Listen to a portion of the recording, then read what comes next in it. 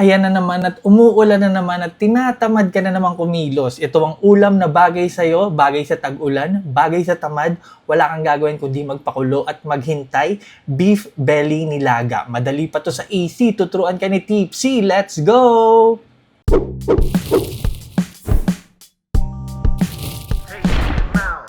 Yo, welcome to Pimp Your Food at ito nga ang ating parte ng karneng baka ngayon, beef belly or kamto. Nako, makasalanan yan pero masarap yan sa sabaw. Una natin gagawin, papakuluan natin yan for 10 minutes. Huwag kayong mag-alala, hindi mawawala ang lasa niya, nandyan pa rin yan. Tatanggalin lang natin yung kanyang mga impurities para naman medyo malinis at kaaya-aya ang ating sabaw, hindi maraming naglutangan na kung ano-anong tulad niyan. After 10 minutes, discard lang natin yung pinagkuluan, tapon natin at hugasan natin yung ating karne. Ayan ang kanyang itsura. Pagkatapos, magsisimula na tayong maglaga, magpalambot. Lagay na natin sandamakmak na sibuyas para masarap, pamintang buo, asin para natural.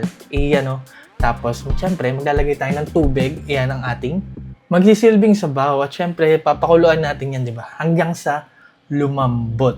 So hintayin lang natin yung kumulo sa malakas na apoy. Todo natin para mabilis, no? Takpan natin para mabilis kumulo ang ating tubig. Yan, pag kumukulo na yung ating tubig, yan, check natin. Yan, no? Kulong-kulo na siya. Pwede na natin na takpan ulit tapos ilagay sa mahinang apoy or mahinang heat setting. Lulutuin natin yan ng low and slow. Pwede kayong gumamit dito ng pressure cooker kung meron kayo o kung trip nyo o kung wala, gayahin nyo ako. Naghintay tayo ng 1.5 oras. No, 1.5 oras ko yan pinakuluan. Ayan, no? Pero di pa tayo tapos. Hindi pa yan yung lambot na gusto ko. After 1.5 oras, pwede nyo tanggalin yung mga sebong naglutangan or kung malakas yung loob nyo, huwag nyo nang tanggalin, di ba? Ayan, after 1.5 oras, lagay na natin yung ating mais, di ba? Para manamis-namis. And then ito yung daon ng sibuyas, yung white part, at isang beef broth cube. Tapos tutuloy natin yan sa pagpapakulo, no? Syempre hanggang sa maluto yung mais or hanggang sa makuha nyo yung lambot na gusto nyo sa inyong karne ng baka. Ayan, 30 minutes pa ang inabot sa akin yan or mahigit pa hanggang sa lumambot, no? Ayan, pwede na yung ating nilaga. Titimplahan na lang natin yan. Depende sa trip nyo, tikman nyo yung sabaw. Ayan, naglagay lang ako ng 1 kutsarang patis. Daanin nyo na lang sa sausawan pag kulang pa. Then lagay na natin yung ating greens, pechay ang aking napili. Tapos lalagay ko na yung dahon ng sibuyas.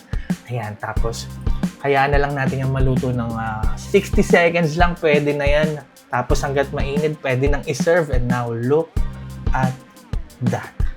Walang gisa, walang kahit ano, old-fashioned, old-school na nilaga. Pero lang syempre dun sa beef cube. Naglagay ako ng beef cube kasi wala akong ginamit na buto dito. No, para lang malinamnam yung sabaw. Pero syempre, kung may buto-buto kayo, hindi nyo na kailangan ng beef cube, siguradong malinamnam ang inyong sabaw. Ayan, nako, sarap na sausawan. Patis, sili, kalamansi. Sarap. Ang tamad, no? Hindi, old-fashioned lang. Ganyan lang talaga masarap na nilaga para sa akin. Kaya-kaya nyo yan gawin sa bahay. Maraming salamat sa panonood. Peace out!